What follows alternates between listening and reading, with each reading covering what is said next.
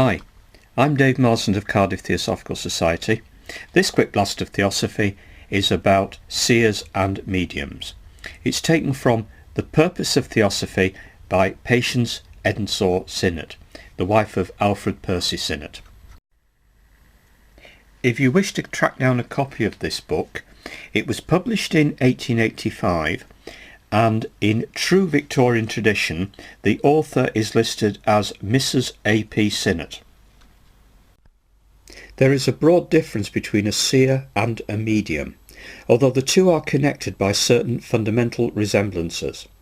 The former possesses a far higher natural development than the latter, and his powers are his own to wield as he pleases.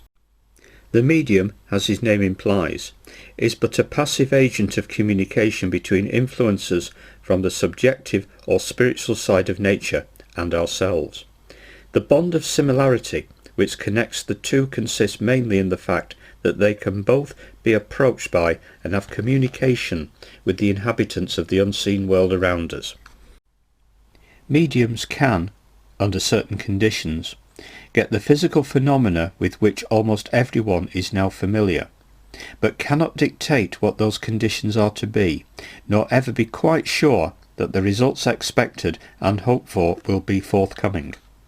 The seer, on the other hand, by the concentration of his mind on a particular subject, can put himself en rapport with the spiritual plane, and while in a perfectly conscious and natural state see into the astral light, not only exchanging ideas with the people therein, but also reading with great accuracy the thoughts and intentions of those living in this world.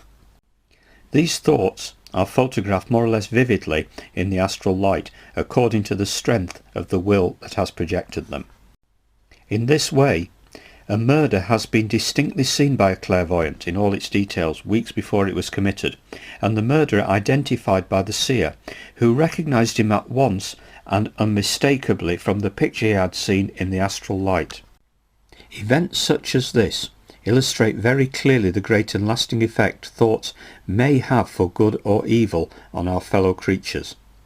The steady intention of a murderer to commit a crime, which he carefully plans in all its minutiae, gets pictured in the astral light, and only fades away after a longer or shorter lapse of time, and it may, as long as it remains there, influence other people of evil tendencies to the commission of like crimes should they happen to come within reach of this particular current.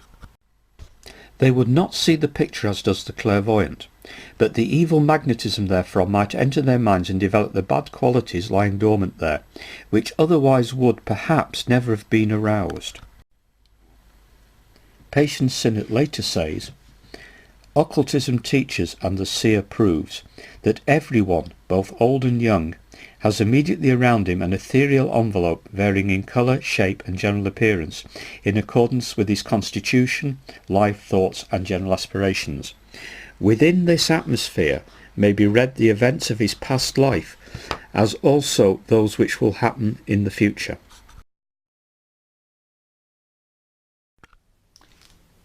Please note that all my quick blasts of Theosophy are presented as ideas for consideration.